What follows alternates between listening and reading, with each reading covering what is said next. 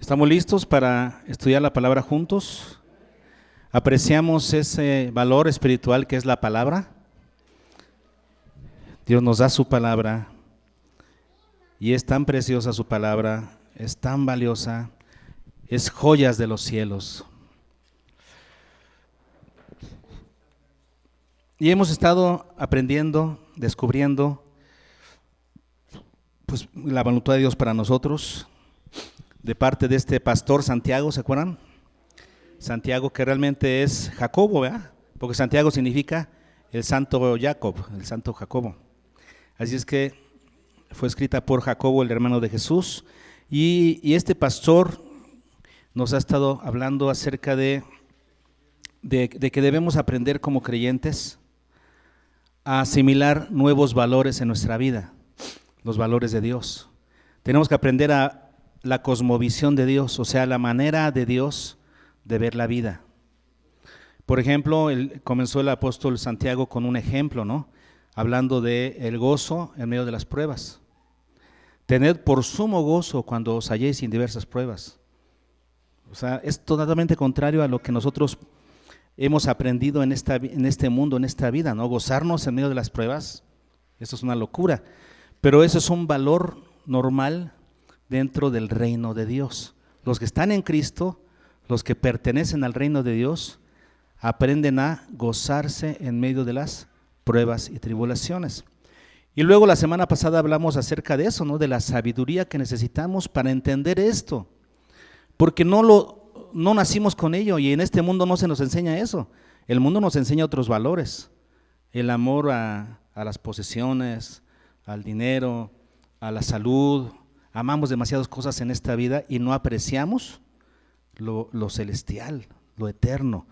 Y entonces dice Santiago, si no tienes sabiduría, pues pídesela a Dios, pide, pero sin dudar, no dudes de que realmente la querré o no la querré. ¿Quieres la sabiduría de Dios? ¿La quieres? Dios te la va a dar abundantemente y sin reproche. Pero necesitas tener como hijo de Dios, como discípulo de Cristo, como seguidor de Cristo, necesitas tener ese anhelo de vivir la vida de acuerdo a los propósitos de Dios, con la cosmovisión de Dios. Tenemos un personaje en la Escritura que fue el hombre más sabio en su tiempo, pero que junto con eso fue muy tonto. Sabio, tonto, no fue inteligente. Tenemos a Salomón, que era un hombre muy sabio. Eso quiere decir, sí tenía ese aspecto de la sabiduría que es percibir la verdadera naturaleza de las cosas. Esa es la definición de sabiduría, ¿no? Percibir la verdadera naturaleza de las cosas. Realmente saber cómo es la vida, cómo Dios la ve. Y Salomón tenía sabiduría, pero no tenía inteligencia, porque no la aplicaba a su vida. Y la fue aprendiendo a trancazos, ¿no? Ya tenemos ahí el testimonio que nos dejó en el libro de Eclesiastés, ¿no? Donde a trancazos tuvo que aprender que lo que el mundo ofrece es pura vanidad. Lo tuvo que aprender a golpes, no lo aprendió de la sabiduría. ¿Y nosotros cómo somos? Porque podemos pedir la sabiduría de Dios y Dios nos dice, mira, entiende, así son las cosas. Ya me queda claro. Te queda claro, pero no lo haces. ¿De qué te sirve? Y Santiago, como pastor, con ese pensamiento que tiene práctico de ser pastor, entiende muy bien este principio, ¿no? Si tú lo sabes y no lo haces, es como si no lo supieras, no te sirve de nada. Y es más, acarreas mayor juicio sobre tu vida, porque sabiendo hacer lo bueno, no lo haces. Y eso es preocupante para Santiago, que en su iglesia tenga personas que conozcan, que tengan la sabiduría, pero que no sean inteligentes, no lo hagan. Eso es preocupante. En Proverbios 4:7 dice, sobre todas las cosas adquiere sabiduría y sobre todas tus posesiones adquiere inteligencia. Sobre todo, por encima de todo, lo más importante es que tengas sabiduría e inteligencia. Ambas cosas, que sepas cómo es la vida, pero que tengas el propósito de aplicarlo a tu vida. Como les decía, pues como vimos la semana pasada, la sabiduría de Dios es diametralmente opuesta a la del mundo. Ahí tenemos un conflicto, ¿no? Porque nosotros quisiéramos, pues así fuimos formados, así aprendimos y quisiéramos así seguir viviendo conforme a la sabiduría del mundo. Pero no, si eres un seguidor de Cristo, tienes que aprender a vivir la vida conforme a los propósitos de Dios. Tienes que hacerlo. Dice Santiago, el mismo Santiago en el capítulo 4, versículo 4 dice, la amistad del mundo es enemistad contra Dios. No se puede. Si tú eres seguidor de Cristo, no puedes seguir viviendo en la filosofía del mundo, porque entonces estarías enemistado con Dios. ¿Qué clase de seguidor eres? Si estás peleando con Dios todo el tiempo. No es que yo quiero así, Señor, no, es que la vida es así, mira, así es la vida. No, pero yo quiero, así soy, así aprendí, así quiero seguir. Estás peleando, es enemistad contra Dios, la amistad del mundo. El que es seguidor de Cristo, repito, y que presuma realmente de serlo, de ser un verdadero seguidor, toma la decisión de creerle a Dios y de aceptar su forma de ver la vida, aceptar su sabiduría, aceptar sus definiciones y sus valores acerca de lo que la vida es. A Santiago le preocupa tanto esto, que después de hablarnos de que pidiéramos la sabiduría de Dios en la semana pasada, ahora nos vuelve a dar otro ejemplo de lo que implicaría aceptar, vivir en la sabiduría de Dios o rechazarla, en un ejemplo, en un aspecto que afectaba la vida social en su época. La relación entre los ricos y los pobres. Esa disyuntiva, ¿no? Entre ser rico o ser pobre. Es una disyuntiva que pegaba muy fuerte en aquella época, de la que se habla en todas las cartas, casi en todas las cartas. Los apóstoles, los escritores sagrados hablan en algún momento sobre la situación del dinero. Nuestro Señor Jesucristo también lo hizo.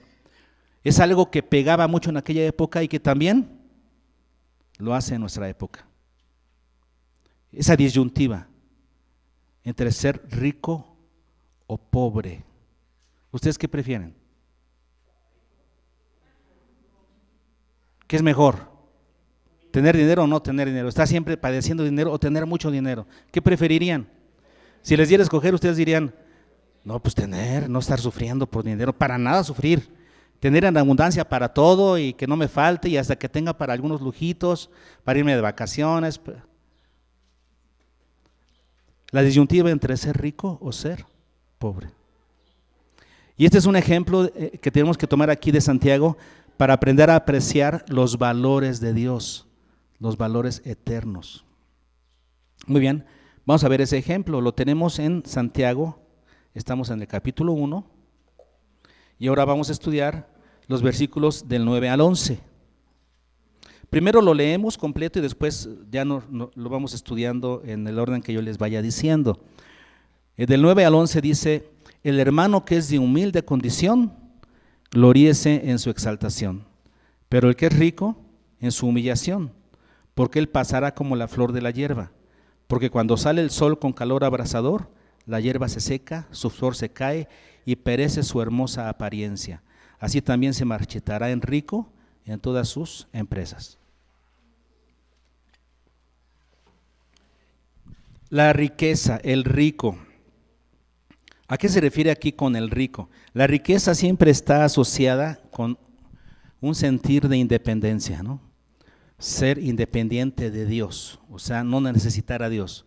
Es decir, si con mis recursos financieros yo tengo recursos materiales, recursos humanos, o sea, influencias, de tal manera que puedo vivir tranquilo y seguro, entonces ¿para qué necesito a Dios? Y es ahí donde la riqueza hace daño, ¿no? Porque aprendes a depender de lo que tienes, de tus influencias, de tus recursos y dejas a Dios a un lado. ¿Y cuánta gente realmente sabe manejar el dinero sin que le haga daño? En esta vida, como seres humanos, a la gran mayoría de la gente tener mucho dinero le hace daño. Pocos son los que lo saben manejar. Cuando abunda el dinero, pocos son los que lo saben manejar y no los destruye. Normalmente el dinero destruye a personas y destruye a familias, destruye relaciones. Si hasta los pobres que se están peleando por una herencia insignificante separa a familias. Aquí podemos notar que ese afán de ser ricos no es exclusivo de los que tienen, sino que también ataca a los que no tienen. No tienen y se andan peleando con lo poquito y que quedó de herencia. Eso es tremendo. Vamos a ver entonces primero lo que nos dice Santiago acerca de los ricos. Vamos a comenzar con el versículo 10. Dice, pero el que es rico en su humillación, el que es rico, asumimos, gloríese en su humillación, porque dice el 9, el hermano que es de humilde condición, gloríese en su exaltación, pero el que es rico en su humillación. ¿Cómo lo entendemos? El que es rico debe gloriarse en su humillación. Así lo entendemos. El que es rico, gloríese. ¿Y qué significa gloriarse? Pues estar orgulloso personalmente por algo, ¿no? Entonces dice aquí, el que es rico, esté orgulloso de su humillación. Eso quiere decir, la humillación va a venir. El que es rico, el que depende de sus riquezas, debería saber esto y estar consciente de esto. La humillación va a llegar en cualquier momento. La humillación de Dios te va a llegar en cualquier momento. ¿Por qué? Porque los recursos financieros tienen una característica, que son volátiles. Hoy tienes mucho y mañana ya no lo tienes. Por cualquier cosa, cualquier circunstancia, lo que hoy tienes, mañana lo puedes perder. La riqueza del mundo, la riqueza terrenal, es volátil. Rápido se puede perder. Una enfermedad que te hace gastar todo, un manejo malo, un mal manejo de tu negocio, la caída de la bolsa, la devaluación de la moneda, la traición de tus socios, el robo, y todo se acaba. Es la característica de los bienes materiales, que son volátiles, se van rápido y lo pierdes todo. Por eso tenemos en el Señor Jesucristo que nos da un ay, que vimos la semana pasada para los ricos. En Lucas 6:24, ¿se acuerdan del ay de los ricos? Lucas 6:24, vean lo que dice. Mas ay de vosotros ricos, porque ya tenéis vuestro consuelo, ya tenéis. Fíjense cómo las bienaventuranzas es porque de ellos es el reino de los cielos, porque ellos serán saciados, porque ellos serán consolados. Pero aquí dice en el ay de vosotros los ricos, porque ya tenéis vuestro consuelo. ¿Cuál es el consuelo de los ricos? Lo que tienen. Su consuelo es lo que tienen, lo que han acumulado. Y si lo pierden, se acabó. Ese es tu consuelo, ese era tu consuelo. No quisiste el consuelo, la protección, la bendición que Dios da. ¿Quisiste el que te da el dinero? Bueno, ese es tu consuelo, pero no pidas más. Y se te va a acabar. Por ello también el apóstol Pablo nos habla sobre el peligro de amar el dinero. Como les decía, la palabra de Dios nos habla mucho sobre este tema. Vayamos a 1 de Timoteo. El apóstol Pablo le habla a Timoteo y le da estos consejos con relación al dinero. 1 de Timoteo capítulo 6.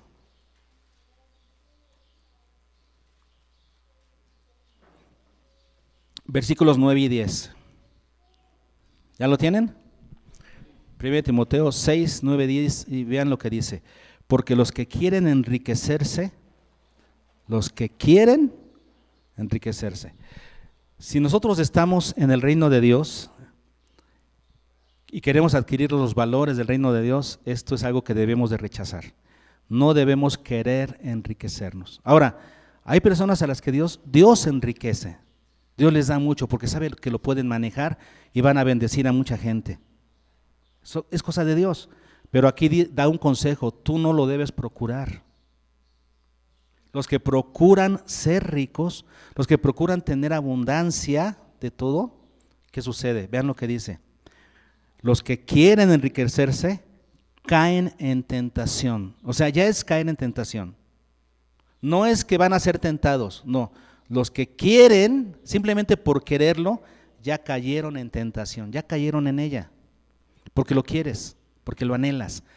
Y mucha gente es pobre, pero mantiene ese anhelo por la riqueza. y siempre vive enojada, siempre vive como que le falta algo, ¿no? Porque lo quiere. Ya caíste en la tentación. Puedes tenerlo o no, pero ya caíste en la tentación. El que quiere enriquecerse, dice aquí, caen en tentación y lazo, o sea, en una trampa. Ya caíste en la trampa. Es como el ratón que quiere queso y ve un queso ahí bien rico y cae en la trampa. Es lo que querías, pero ¿qué sucede? Por tomar eso que tanto querías, caíste en lazo, o sea, en una trampa. ¿Qué sigue diciendo? Y en muchas, no en pocas, en muchas codicias necias y engañosas. ¿Por qué muchas codicias? ¿Tú creías que teniendo mucho dinero, que siendo rico, ibas a comprar todo lo que querías? Ibas a quedar satisfecho, porque te puedes comprar el auto, la casa que siempre quisiste. Pero ¿sabes qué? Ya te lo compraste y ahora quieres algo más. Y ya te lo compraste y ahora quieres algo más. Son codicias. Entre más tienes, más codicias. Y te das cuenta que jamás te sacias de tener. El que quiere enriquecerse cae en muchas codicias. Pero ¿cómo son esas codicias? Necias, son necias. Por eso el discípulo de Cristo no busca eso, porque es una necedad. Son codicias necias. ¿Y qué más son? Dice, dañosas. Dañosas, qué chistosa palabra. O sea, que te dañan. Esas codicias, ¿a quién dañan? ¿A quién dañan? La dignidad del ser humano es dañada por las codicias. Tremendo, ¿verdad? ¿Y qué sigue diciendo? Además, por si fuera poco, vean esa descripción de Pablo. Esas codicias hunden a los hombres en destrucción y perdición. Esas personas terminan destruidas en su ser. ¿Y qué más dice ahí? Perdición, se pierden en las codicias del mundo. Comienzan a ser llevados por los intereses, por las codicias del mundo, se pierden. Ya no tienen dirección sana, correcta. Imagínense a un creyente, alguien que está en Cristo y que comienza a buscar, como dice aquí, querer enriquecerse. ¿Qué le va a pasar?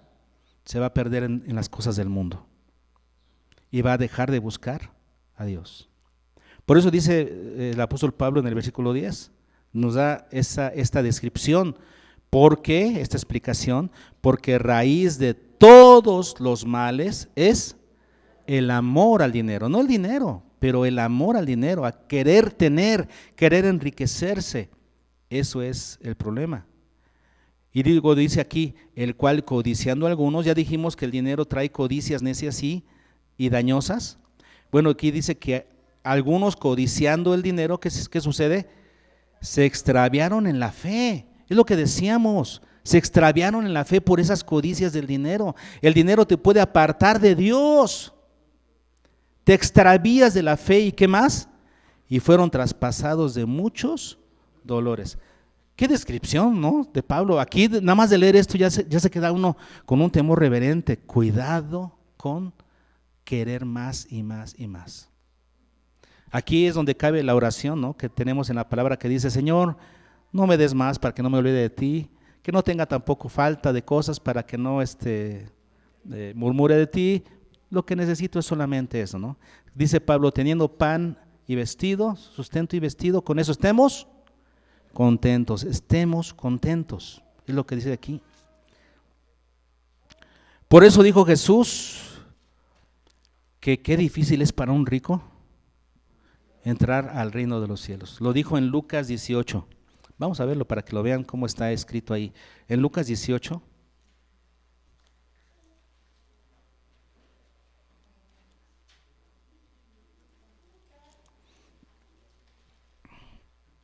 Se me cayó un papelito, ¿verdad? Gracias. Lucas 18, 24 al 27. Y que dice así: al ver Jesús que se había entristecido mucho, ¿quién? El joven rico, porque el joven rico le dijo qué debo hacer para heredar la vida eterna, y que le dijo el Señor, vende lo que tienes y sígueme. Vende y dalo a los pobres y tú sígueme. y como él era muy rico, tenía muchas posesiones, dice que se fue triste. Al ver Jesús que se había entristecido mucho, dijo: cuán difícilmente entrarán en el reino de Dios los que tienen riquezas. Ya lo está diciendo el Señor. Los que tienen muchas riquezas se les complica este asunto. Dejan de depender de Dios y comienzan a depender en sus propios recursos. Ya lo dijo el Señor, qué difícil es para ellos entrar al reino de Dios. Porque es más fácil pasar un camello por el ojo de una aguja que entrar un rico en el reino de Dios. Y los que oyeron esto dijeron: ¿quién pues podrá ser salvo? Y les dijo: lo que es imposible para los hombres es posible para Dios. ¿Por qué lo dijo? Bueno, porque si hay una posibilidad para el rico. Aquel que es rico, que confía en sus riquezas, tiene una chance. Aquí dijo el Señor: es más fácil que un camello pase por el ojo de una aguja. Ya se saben eso, ¿verdad? El ojo de una aguja se refería a una puerta, pero pequeña, chaparrita, para puros hombres, donde no pasaban fácilmente los camellos. Pero si alguien venía con sus camellos y no quería dar la vuelta hasta la puerta grande, ¿qué hacía? Hacía que sus camellos se arrodillaran y pasaran de rodillas. ¿Saben lo difícil que es eso? Hacer que un camello se arrodille y hacerlo que de rodillas pase. ¿Se puede? Sí. ¿Pero qué tiene que hacer el camello? Arrodillarse. Un rico tendría que arrepentirse de ese deseo de riqueza y entonces comenzar a depender de Dios. ¿Se puede? Sí, pero tiene que humillarse, tiene que aprender a humillarse. Por eso el apóstol Pablo le dice a Timoteo también en su consejo para los ricos. Regresemos a Timoteo capítulo 6. En 1 Timoteo capítulo 6, el apóstol Pablo le dice en relación a los ricos que hay, ¿no? Si hay algún rico creyente, o sea, algún creyente que tenga muchas posesiones, vean el consejo que le da el apóstol Pablo. 1 Timoteo 6, versículos 17 al 19. A los ricos de este siglo manda, ordénales, ¿qué? Que no sean altivos, y vean lo que sigue, ni pongan la esperanza en las riquezas. Porque ese es el principal problema de los que tienen riquezas. Dejan de confiar en Dios y comienzan a confiar en sus propios recursos. Por eso dice que no pongan la esperanza en las riquezas, las cuales son inciertas, como dijimos, son volátiles. Hoy tienes y mañana no. Hoy tienes mucho, mañana tienes poco. Así es la vida tiene ese círculo, ¿no? Donde a veces tienes más, a veces menos, a veces no. Tienes que aprender a vivir con mucho y con poco. Como dijo Pablo, he aprendido a estar contento en abundancia y en escasez. Tienes que aprender a vivir de las dos maneras, no amando al dinero. Las riquezas son, dice aquí, inciertas. Entonces no pongas tu esperanza en las riquezas, las cuales son inciertas, sino en el Dios vivo, que nos da todas las cosas en abundancia para que las disfrutemos. Dios te va a dar lo que necesitas. No, a lo mejor no te da lo que pidas, pero te da lo que necesitas. En Mateo, cuando habla acerca de buscar primeramente el reino de Dios y su justicia, ¿y qué más dice? Dice, y todas las cosas, no dice y todas las cosas, dice, y todas estas cosas te serán añadidas. ¿Cuáles cosas? De las que ha estado hablando, comida, vestido, o sea, cosas básicas, no te va a faltar. Dios te va a dar todo lo que necesitas en abundancia. Así dice aquí también. Dice, el cual nos da todas las cosas en abundancia para que las disfrutemos. Entonces, ¿qué tiene que hacer el rico que es creyente para no amar el dinero? Dice, versículo 18, que hagan bien, que sean ricos en buenas obras, dadivosos, generosos. Si tienes más, da más. Y si Dios te da más, da más. Tienes que dar más para que tú no te quedes con cosas, porque la riqueza te puede hacer daño. Si Dios te da más, ¿es para qué? Para que des más. Versículo 19, atesorando para sí buen fundamento para lo porvenir, que echen mano de la vida eterna, que echen mano de la vida eterna, de lo eterno, no de lo terrenal. Atesorando, dice, para sí buen fundamento para lo porvenir, lo que nosotros llamamos, ¿cómo le llamamos al nuestro fondo de oro para el retiro? ¿Cuál es nuestro fondo de oro para el retiro? Nuestra pensión, ¿no? La Afore, el fondo de ahorro para el retiro. ¿Cuál es nuestro fondo de oro para el retiro? dar, dar, dar. Porque cuando estamos dando, estamos haciendo tesoros, ¿dónde? En el cielo. No nos quedamos con nada en esta tierra. Todo lo damos y entonces estamos haciendo tesoros. Jesucristo dijo esto, ¿no? En Mateo 6, 19 al 21. No hagan tesoros en la tierra donde la orina y el orín corrompen. No, hagan tesoros en los cielos. Donde la polilla, ¿verdad? Y el orín corrompen. Hagan tesoros en el cielo. Vean lo que dice Santiago. Regresamos a Santiago y lo que dice Santiago acerca del rico. Dice, el que ya es rico, o sea, el que ya puso su corazón en las riquezas. Aquí no estamos hablando de aquel que lo desea, no es aquel que ya lo hizo. Aquel que ya cayó en esa tentación de querer riquezas, de anhelar riquezas. Dice aquí, el que es rico, gloríese en su humillación. ¿Por qué? Porque él pasará, fíjense, porque él pasará como la flor de la hierba. ¿Ustedes han visto cómo la hierba crece rápido? Pero de la misma manera cuando sale un sol fuerte, pues imagínense allá en el Medio Oriente, allá donde se escribió esto, en aquel lugar donde hay más sol, el sol más intenso. Se habla de que hay un viento que viene del desierto y cuando llega a la ciudad, ¿no? Es un calor tan intenso, un viento tan caliente que quema la hierba. Esa hierba que tiene poca resistencia, que tiene poca raíz, se quema. Y de eso está hablando aquí Santiago. Dice que es como la flor de la hierba. Porque cuando sale el sol con calor abrasador, y está hablando de eso, la hierba se seca, su flor se cae y perece su hermosa apariencia. Era una apariencia, porque lo real lo tenemos allá. Aquí solamente estamos de paso. Es espejo, es sombra de lo que ha de venir. Esto que tenemos es sombra de lo que ha de venir. Busquemos lo verdadero, lo eterno. Y vean lo que sigue.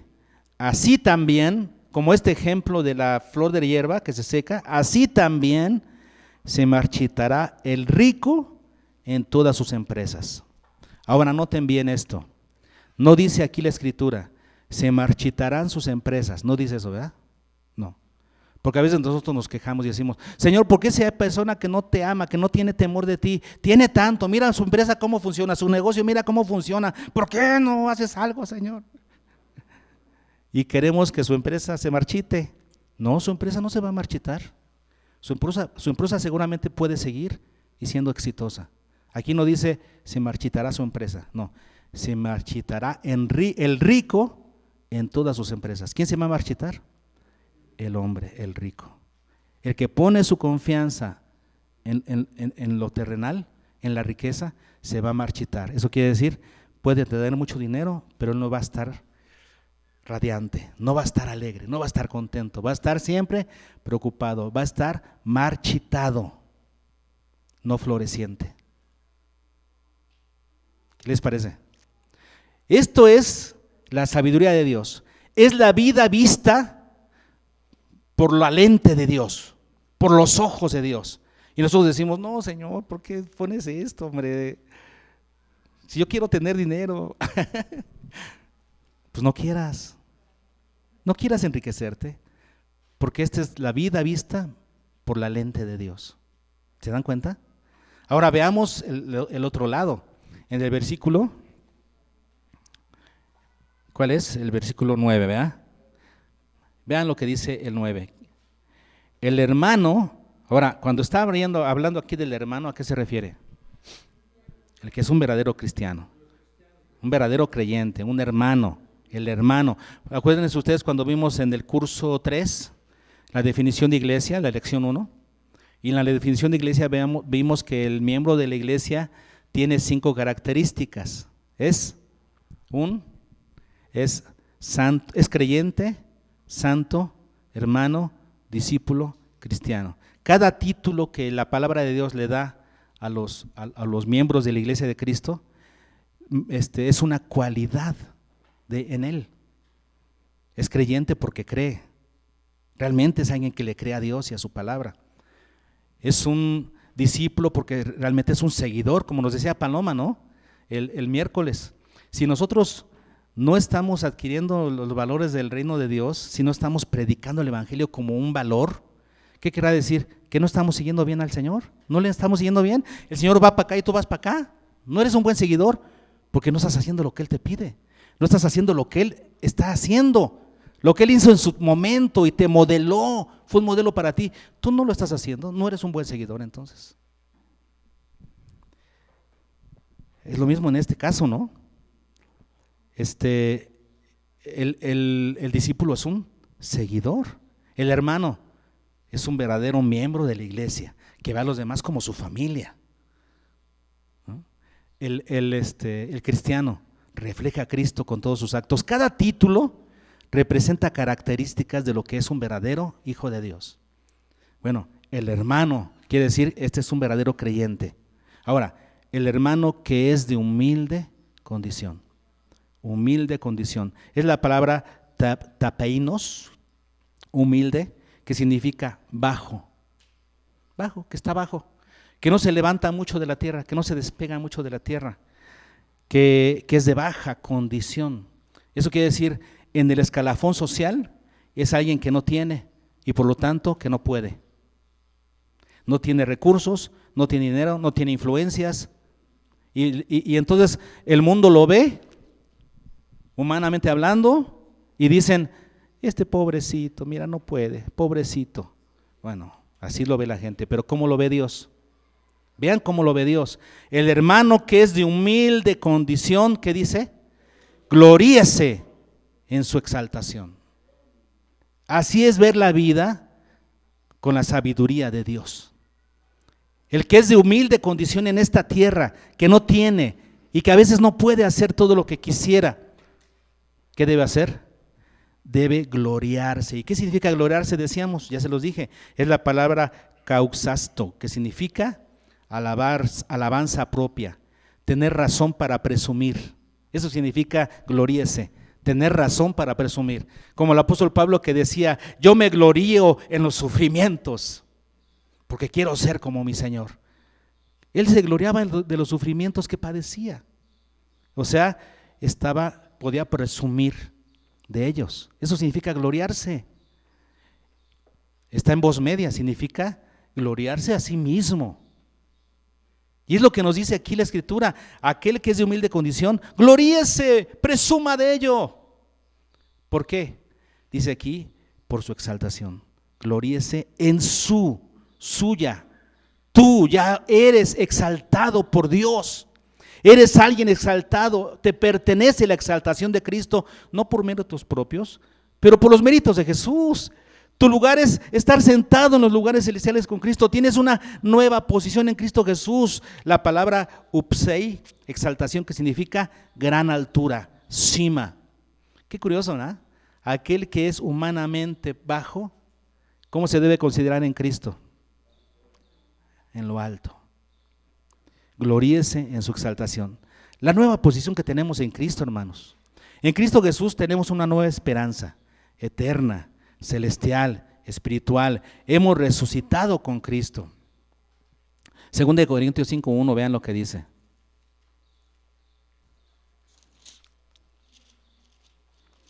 Por eso nos gloriamos, dice, porque sabemos que si nuestra morada terrestre, este tabernáculo, ¿y a qué se refiere con eso? A este cuerpo, hermanos. Este cuerpo se deshiciere. Si aquí nos envejecemos, si aquí nos morimos, si aquí nos maltratamos por hacer la obra de Dios, nos acabamos haciendo la obra de Dios, ¿en qué nos gloriamos, hermanos? Que tenemos en Dios, no una casa, hermanos, no, un edificio, una casa no hecha de manos, eterna en los cielos. O sea, Dios nos va a dar un cuerpo nuevo, incorruptible, para estar en su presencia por toda la eternidad. Tenemos una nueva esperanza. Estamos sentados en los lugares celestiales con Cristo. ¿Qué nos dice Romanos 8:30? Que el que nos predestinó, nos eligió, nos llamó, nos justificó y nos glorificó. ¿Cuál es nuestra posición en Cristo? glorificados, sentados con Cristo a la diestra del Padre. Esa es nuestra posición. Pero si no aprendemos a ver la vida con los ojos de Dios, entonces vamos a ser pobres, pobres. Sí, no tenemos dinero y tampoco tenemos estima. Sí, porque nos consideramos pobres, pobres, pobres. No, pero si tú estás en Cristo, tienes una razón para gloriarte. Ya no te preocupa tu condición aquí en la tierra, se la dejas a Dios porque Él promete darte todo lo que necesitas. Tú te glorías en Cristo Jesús. En los nuevos valores divinos que Él te propone, servicio, humildad, perdón, amor, te glorías en eso, en esos valores cristianos. Además te glorías en la nueva relación que tienes con Dios, que es la mayor riqueza en este mundo y por la eternidad. Poder tener comunión con tu Creador es lo más valioso, como cantamos, es los tesoros de los cielos. ¿Cómo comienza la canción esta que cantamos? Es mi credo lo mejor, o sea, yo busco lo mejor, las mejores cosas quiero. ¿Y saben qué es lo mejor de esta vida? La comunión con Dios. Tener comunión, ver a Dios como mi Padre, ver al Señor con esa confianza, depender de Él, obedecerle a Él. Esos son tesoros de los cielos. El que es creyente comienza a valorar las cosas que antes no valoraba, ahora las comienza a valorar como lo primero, como lo más valioso de su vida. Y esto hace que entonces cualquier condición que tengamos, ya sea de pobreza o de riqueza, sea igual, porque nosotros vamos a seguir igual a nuestro Dios y lo vamos a servir por igual, si tenemos o no tenemos. Y la riqueza ya no nos hará daño si nuestro corazón no está en la riqueza. Y Dios te va a dar más porque sabe que tú cuando tienes, das. Pero si la riqueza te hace daño, pues te va a mantener con lo necesario. ¿Está bien? Porque Dios no se va a olvidar de ti, se va a ocupar de ti. No anheles las riquezas, anhela vivir en lo que es, en los tesoros de Dios, ¿no? La oración, la comunión con Dios, la palabra, la predicación del Evangelio, etcétera. Pero no anheles las riquezas. Lo que podemos ver el día de hoy entonces en este ejemplo de Santiago, que Santiago nos habla de esta situación que se daba entre los ricos y los pobres. Los que son verdaderamente de Cristo no anhelan riquezas, los que no están en Cristo anhelan las riquezas y les hace daño y los destruye. Estos son los valores del reino. Y este es un ejemplo más que nos da Santiago para enseñarnos que debemos buscar la sabiduría de Dios, las definiciones de Dios. Esas son las que nos hacen bien y las que deberíamos de buscar. Si no estamos pescando hombres, nos decía Paloma, es porque no somos buenos seguidores de Jesús. Hermanos, un valor del reino es que seamos seguidores reales de Jesús, que amemos lo que Él ama, que nos dediquemos toda nuestra vida a lo que Él quiere para nosotros. Tenemos que aprender a seguir la sabiduría de Dios. ¿Eres un seguidor? ¿Tu estilo de vida, tus decisiones reflejan que eras verdaderamente un seguidor de Dios? ¿Los valores del reino de Dios son parte de tu estilo de vida? Esto es lo que Santiago nos ha hablado hasta hoy y nos va a seguir hablando a lo largo de toda su carta. Que aceptemos vivir en los valores de Dios, o sea, en la cosmovisión divina. ¿Qué les parece si le decimos, Señor, ayúdame? Yo quiero, Señor, sí quiero vivir en tu voluntad, quiero vivir en tus propósitos, Señor.